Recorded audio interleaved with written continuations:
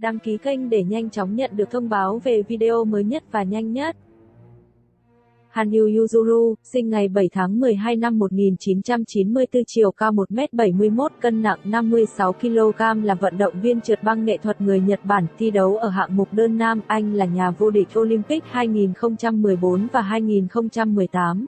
Vô địch thế giới 2014 và 2017, 4 lần liên tiếp vô địch Grand Prix Final năm 2013 đến năm 2014 đến năm 2016 đến năm 2017, vô địch Four Continents 2020. Vô địch giải thiếu niên thế giới 2010 và Grand Prix Final thiếu niên năm 2009 đến năm 2010, 4 lần liên tiếp vô địch quốc gia Nhật Bản năm 2012 đến năm 2015. Anh còn đoạt huy chương trong 4 giải vô địch thế giới khác gồm huy chương đồng 2012, huy chương bạc năm 2015, 2016 và 2019. Hanyu sinh ra và lớn lên tại thành phố Sendai, tỉnh Miyagi, Nhật Bản. Anh có một người chị tên là Saya hơn 4 tuổi, bố mẹ anh đặt tên Yuzuru, nghĩa là kết huyền, mang ý nghĩa dây cung được kéo căng, tượng trưng cho sự tự tin, sức mạnh và lòng ngay thẳng. Bố mẹ anh muốn anh có một cuộc sống chính trực, đường hoàng và mạnh mẽ, không cúi đầu trước khó khăn. Anh bị hen suyễn bẩm sinh và phải uống thuốc hàng ngày. Ngoài trượt băng ra, anh rất yêu thích môn bóng chày và từng có ý định bỏ trượt băng để tập bóng chày. Anh từng theo học trường trung học thể thao Tohoku, nơi sản sinh ra các vận động trượt băng nổi tiếng của Nhật Bản như Honda Takeshi và Arakawa Shizuka. Hanyu có khả năng tập trung rất tốt, hồi còn đi học anh là học sinh giỏi toàn diện. Hiện tại anh là sinh viên chương trình đào tạo trực tuyến của Đại học Waseda, chuyên ngành Human Informatics and Cognitive Sciences, tạm dịch nhân học và khoa học nhận thức. Căn nhà của gia đình anh bị hư hỏng sau đại thảm họa động đất và sóng thần Tohoku 2011. Sau khi anh trở nên quá nổi tiếng và bị báo giới làm phiền, gia đình anh đã phải di chuyển đến một nơi khác kín đáo hơn. Hanyu rất thích chú gấu Winnie the Pooh và thường được nhận những món quà liên quan đến Pooh từ người hâm mộ khi kết thúc phần thi của mình. Đến mức cơn mưa gấu Pooh trút xuống sân băng đã trở thành khung cảnh quen thuộc đối với khán giả theo dõi trượt băng nghệ thuật. Hanyu không có bất kỳ tài khoản mạng xã hội nào vì muốn nghe theo lời khuyên của huấn luyện viên rằng nên tránh xa mạng xã hội để không bị ảnh hưởng đến tâm lý, sự nghiệp. Hanyu bắt đầu trượt băng lúc 4 tuổi khi theo chị gái đến sân băng. Cậu tham gia thi đấu lần đầu tiên ở giải quốc gia cấp độ thiếu nhi Novice vào mùa giải năm 2004 đến năm 2005. Cậu thi đấu cấp độ thiếu nhi B là cấp độ trẻ hơn trong 2 cấp độ thiếu nhi và giành huy chương vàng ở giải toàn quốc. Sau đó sân băng tại quê nhà đóng cửa do vấn đề tài chính, khiến cậu thiếu thời gian tập luyện. Abe Nanami trở thành huấn luyện viên của cậu vào thời điểm này. Trong mùa giải năm 2006 đến năm 2007, Hanyu thi đấu ở cấp độ thiếu nhi A và đạt huy chương đồng. Nhờ đó cậu được tham gia giải đấu ở cấp độ cao hơn là cấp độ thiếu niên, junior, và giành vị trí thứ 7. Sân băng Hanyu tập luyện tái mở cửa vào năm 2007. Cậu thi đấu ở cấp độ thiếu nhi A và giành chiến thắng, nhờ đó cậu được tham dự giải cao hơn là thiếu niên Nhật Bản 2007 và giành huy chương đồng. Hanyu chuyển hẳn lên cấp độ thiếu niên, junior, và thi đấu trong hệ thống Grand Prix thiếu niên của Liên đoàn trượt băng thế giới ISU. Sau loạt giải Grand Prix thiếu niên, cậu tham gia giải thiếu niên Nhật Bản 2008 và thắng cuộc. Hanyu đạt đủ tiêu chuẩn tham dự giải thiếu niên thế giới 2009, khi mới 13 tuổi. Cậu tham gia thi đấu giải vô địch toàn Nhật Bản 2008 và xếp hạng thứ 8 tháng 2 năm 2009 tại giải thiếu niên thế giới 2009. Hanyu thi đấu không tốt do cơ thể còn đang lớn và chưa thích nghi được với kỹ thuật. Cậu xếp thứ 12 chung cuộc trong mùa giải năm 2009 đến năm 2010. Hanyu chiến thắng cả 2 giải Grand Prix thiếu niên. Tại giải thiếu niên Nhật Bản 2009, cậu thắng phần thi ngắn, đứng thứ 2 sau phần thi tự do và giành chiến thắng chung cuộc. Sau đó, cậu tham dự Grand Prix Final thiếu niên năm 2009 đến năm 2010. Tại đây, cậu giành chiến thắng và lập kỷ lục cá nhân mới. Trong mùa này cậu cũng tham gia tranh giải vô địch toàn Nhật Bản 2009 và giành vị trí thứ 6. Nhờ vào thành tích này, Hanyu được chọn thi đấu giải thiếu niên thế giới 2010. Cậu chiến thắng chung cuộc sau khi xếp thứ 3 sau phần thi ngắn và thứ nhất phần thi tự do. Lập kỷ lục cá nhân trở thành vận động viên nam thứ 4 của Nhật Bản chiến thắng giải thiếu niên thế giới. Hanyu chuyển lên cấp độ trưởng thành vào mùa giải năm 2010 đến năm 2011. Trong hệ thống giải Grand Prix của ISU mùa này, cậu thi đấu tại NHK châu Phi 2010 và Cup of Racers 2011 tại NHK châu Phi. Han Yu đứng vị trí thứ 5 sau phần thi ngắn. Trong phần thi tự do, Han Yu đã thực hiện thành công cú quát tâu lúc 4T đầu tiên của mình trong hệ thống giải ISU và xếp thứ 4 chung cuộc. Han Yu kết thúc với vị trí thứ 7 tại giải Cup of Racers. Trong giải vô địch toàn Nhật Bản 2010, Han Yu xếp thứ 2 sau phần thi ngắn, bị ngã trong phần thi tự do và chung cuộc xếp thứ 4. Nhờ thành tích này, cậu được chọn đi thi đấu ở giải Four Continents 2011. Tại đây cậu giành được huy chương bạc và đạt được kỷ lục cá nhân mới. Khi Han Yu đang tập trên sân trượt băng ở quê nhà Sendai thì trận động đất và sóng thần Tohoku 2011 tấn công thành phố và các khu vực xung quanh. Đường ống nước dưới mặt băng bị bung ra vì tác động của động đất và sóng thần. Han Yu phải chuyển sang tập luyện ở Yokohama và Hachinohe, Aomori cho tới khi sân băng ở quê nhà được mở lại vào tháng 7 năm 2011. Suốt mùa hè năm 2011, cậu đã tham gia tận 60 show trượt băng và xem đó như là dịp để luyện tập. Vào tháng 4 năm 2011, cậu và các vận động viên trượt băng khác tham gia vào một chương trình trượt băng để gây quỹ cho những nạn nhân của động đất và sóng thần Tohoku 2011. Han Yu bắt đầu mùa giải năm 2011 đến năm 2012 với chiến thắng tại giải Nebehon châu Phi 2011. Cậu xếp thứ nhất ở cả hai phần thi trong hệ thống giải Grand Prix năm 2011 đến năm 2012.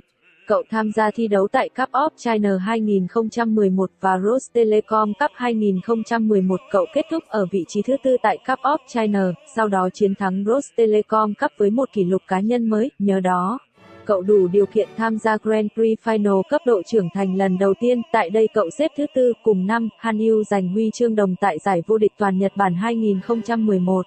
Giành được suất trong đội tuyển Nhật Bản đi thi đấu tại giải vô địch thế giới 2012. Tại giải thế giới, Han Yu xếp thứ 7 sau phần thi ngắn nhưng vươn lên vị trí thứ 2 sau phần thi tự do. Cậu giành được huy chương đồng chung cuộc xếp sau huy chương vàng Patrick Chan của Canada và huy chương bạc là đồng đội Daisuke Takahashi. Tháng 4 năm 2012, Han Yu chuyển đến Toronto, Canada để theo học huấn luyện viên Brian Orser.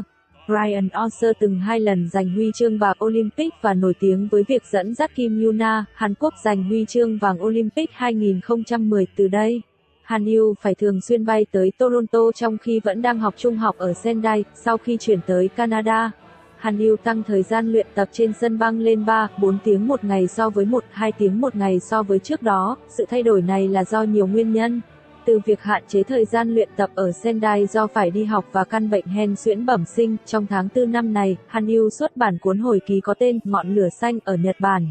Cậu dành toàn bộ tiền bản quyền tác giả và lợi nhuận cho quỹ từ thiện nạn nhân động đất và sóng thần Tohoku 2011. Han Yu bắt đầu mùa giải bằng huy chương vàng tại giải Finlandia châu Phi 2012.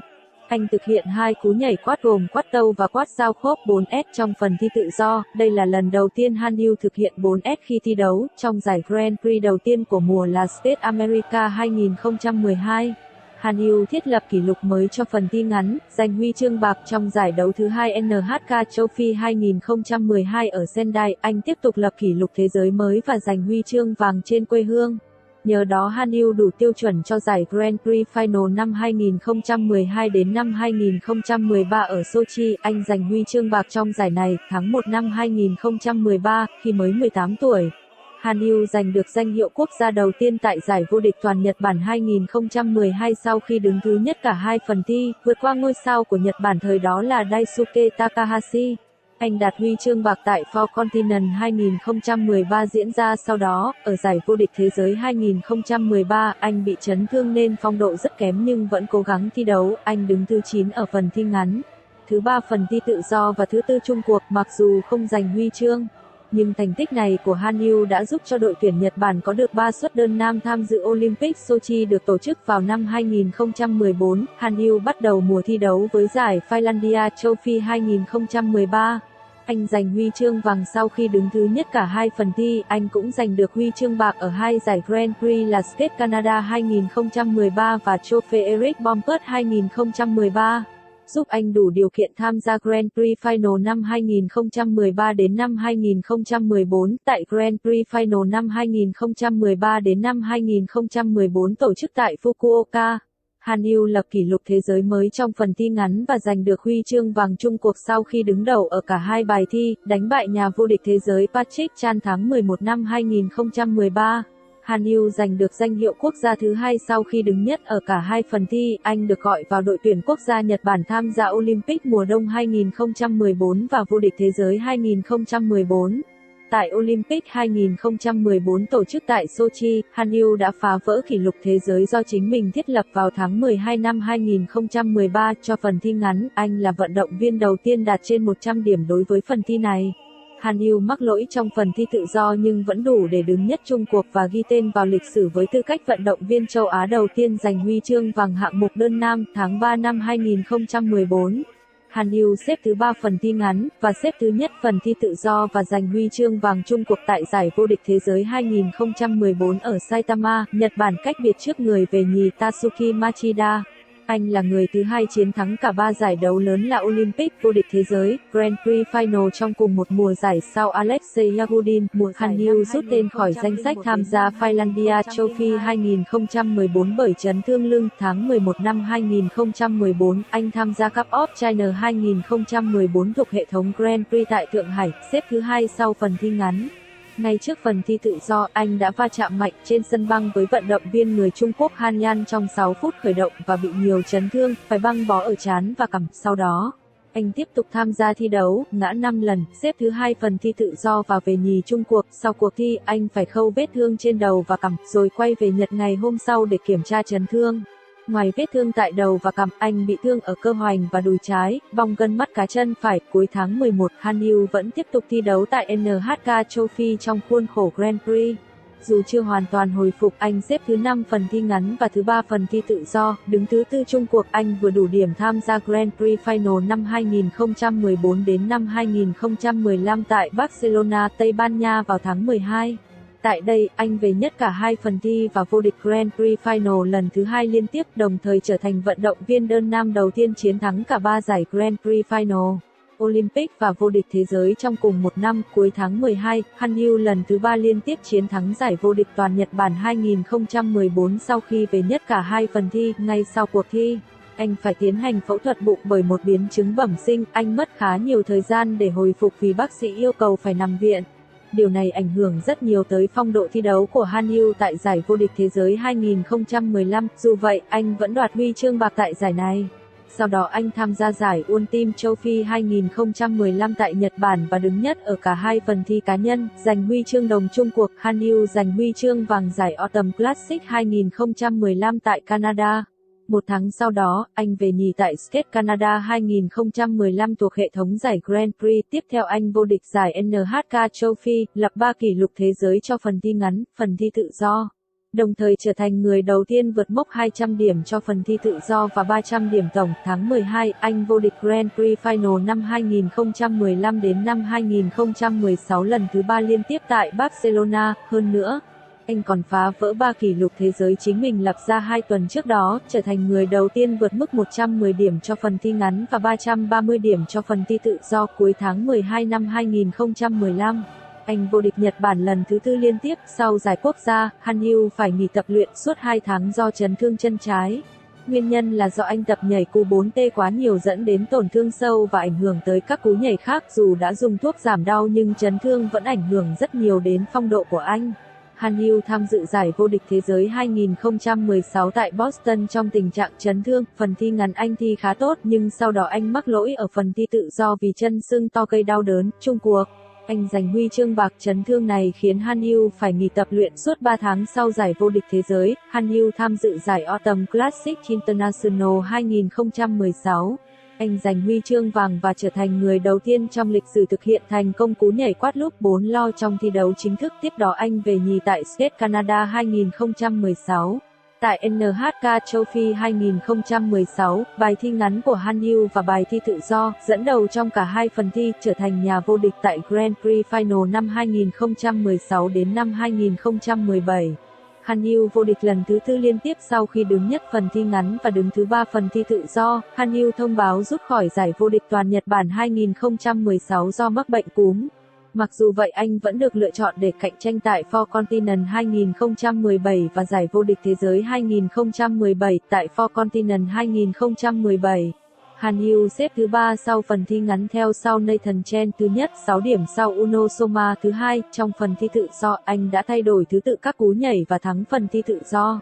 Chung cuộc giành huy chương bạc sau Nathan Chen ít hơn 4 điểm và hơn huy chương đồng Uno Soma 15 điểm tại giải vô địch thế giới 2017 tổ chức ở Phần Lan. Han Yu xếp thứ 5 sau bài thi ngắn do bị lỗi cú nhảy kết hợp và bị trừ điểm bắt đầu muộn. Trong phần thi tự do, Han Yu đã thực hiện một bài thi hoàn hảo, phá kỷ lục thế giới của chính mình lần thứ 11. Đồng thời trở thành người đầu tiên chinh phục mốc điểm 220. Chung cuộc, anh giành huy chương vàng tại giải Autumn Classic International 2017. Bài thi ngắn của Han Yu phá vỡ kỷ lục thế giới do chính anh lập nên ở Grand Prix Final năm 2015 đến năm 2016. Han Yu thực hiện tốt toàn bộ các cú nhảy, 2 trong số đó nhận được điểm thường tuyệt đối. Anh không sử dụng cú 4 lao do cơn đau ở đầu gối phải. Ở phần thi tự do, anh nhảy hỏng cú nhảy đầu tiên từ 3LZ thành 1LZ, ngã ở cú 3A. Tiếp đó không hoàn thành 3 cú nhảy theo dự định và tiếp đất xấu cú 4T, bị giảm độ khó. Han Yu về nhì sau Javier Fernandez. Tại Rostelecom Cup 2017, Han Yu đứng thứ 2 sau bài thi ngắn, anh xoay không đủ vòng cú 4T đầu tiên và gần như mất thăng bằng sau khi tiếp đất, đồng thời ngã ở tổ hợp 4T cộng 3T cuối cùng. Ngày tiếp theo, Han Yu lần đầu tiên thực hiện thành công cú nhảy 4LZ trong phần thi tự do, mặc dù mắc lỗi ở 2 trong số những lần nhảy còn lại, anh về nhất phần thi tự do. Chung cuộc, Han Yu giành huy chương bạc. Ngày 9 tháng 11 năm 2017, Han Yu bị chấn thương dây chằng mắt cá chân phải trong khi tập cú nhảy 4LZ khiến anh phải rút lui khỏi giải NHK châu Phi. Đồng nghĩa từ bỏ cơ hội giành chức vô địch Grand Prix Final lần thứ 5 liên tiếp. Vì việc hồi phục kéo dài hơn dự tính, Han Yu tiếp tục phải rút lui khỏi giải vô địch toàn Nhật Bản 2017. Mặc dù không thể có mặt tại giải đấu quyết định suất tham dự Olympic này, anh vẫn có một chân trong đội tuyển nhờ giữ vị trí số 1 trong bảng xếp hạng thế giới và vai trò đương kim vô địch thế giới. Ngày 24 tháng 12 năm 2017, Liên đoàn trượt băng Nhật Bản chính thức thông báo Han Yu sẽ đại diện cho Nhật Bản tranh tài tại Olympic Pyeongchang 2018 và giải vô địch thế giới 2018 tại Milan, Italy. Ngày 3 tháng 2 năm 2018, Liên đoàn thông báo Han Yu sẽ không tham gia hạng mục đồng đội ở Olympic để tập trung huấn luyện tại Toronto chuẩn bị cho hạng mục cá nhân. Han Yu có mặt tại Hàn Quốc vào ngày 11 tháng 2 năm 2018, dưới sự bảo vệ của đội ngũ an ninh và sự săn đón mạnh mẽ của giới truyền thông. Các buổi tập luyện của anh ở Olympic luôn là mục tiêu của báo chí và có sự tham gia của hàng trăm phóng viên. Tại buổi họp báo chính thức của Han Yu ngày 13 tháng 2, anh cho biết đã không thể tập luyện trên sân băng cho đến tận tháng 1 và bắt đầu tập nhảy 3 vòng chỉ 3 tuần và nhảy 4 vòng chỉ 2 tuần trước giải đấu.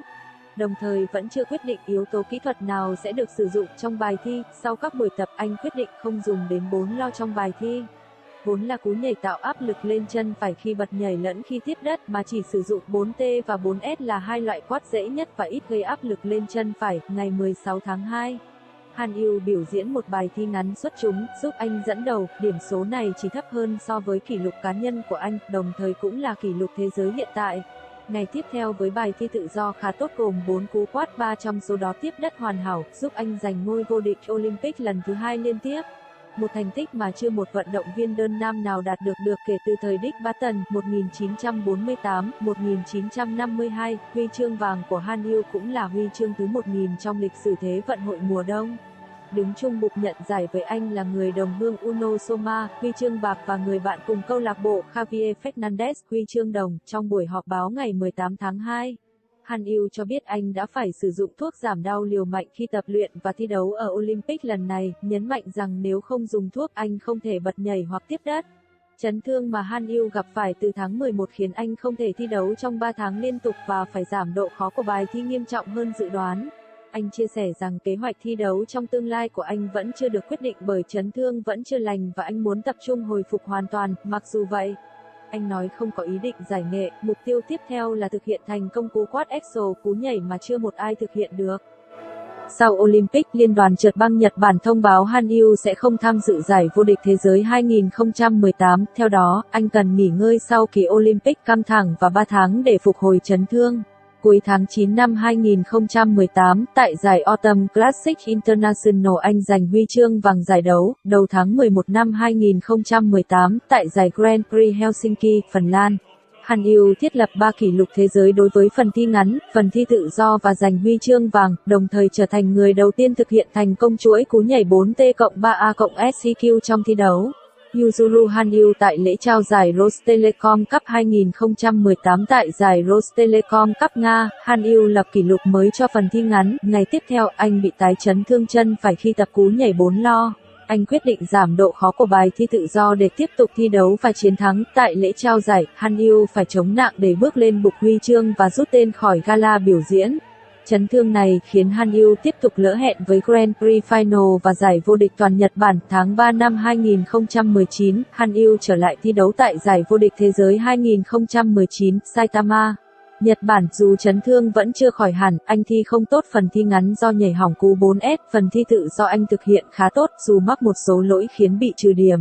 Anh lập kỷ lục thế giới mới ở phần thi tự do. Chung cuộc, anh giành huy chương bạc. Trả lời phỏng vấn sau giải đấu, Han Yu bộc lộ sự tiếc nuối và khẳng định đã có thêm động lực để tiếp tục thi đấu, bao gồm cả việc thực hiện đủ 6 loại quad, đặc biệt là quad Exo. Tháng 9 năm 2019, Han Yu mở đầu mùa giải năm 2019 đến năm 2020 bằng chiến thắng tại giải Autumn Classic International Canada. Tháng 10 năm 2019, Han Yu thi đấu tại giải Skate Canada International thuộc khuôn khổ Grand Prix. Tại đây, Han Yu giành huy chương vàng. Trong giải đấu này, Han Yu trở thành người đầu tiên thực hiện thành công tổ hợp cú nhảy 4T+1EU+3F trong thi đấu chính thức. Tháng 11 năm 2019, Han Yu dự giải Grand Prix tiếp theo là NHK Trophy, Nhật Bản.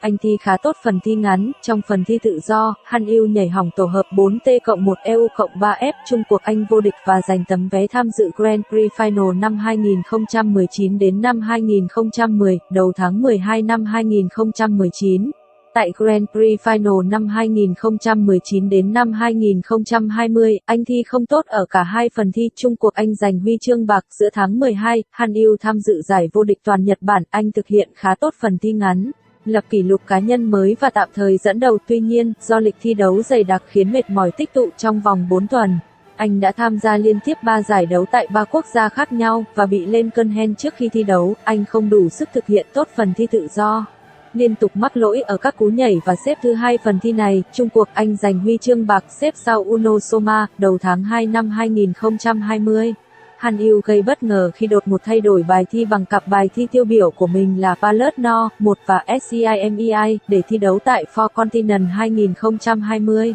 Việc thay đổi bài thi giữa mùa giải là rất hiếm vì đa số vận động viên cần nhiều thời gian để thích nghi với một cặp bài thi duy nhất trong một mùa giải. Hơn nữa, bài thi tự do SCIMEI vốn được thiết kế theo luật thi cũ. Tại giải này, anh phá vỡ kỷ lục thế giới của chính mình cho bài thi ngắn. Trong phần thi tự do, Han Yu thực hiện không tốt cú nhảy 4LZ mở màn và tổ hợp 4T+1EU+3S ngã ở cú 4T thứ hai. Han Yu vô địch Four Continents lần đầu tiên, đồng thời giành được danh hiệu Super Slam, danh hiệu mà chưa một vận động viên đơn nam nào đạt được.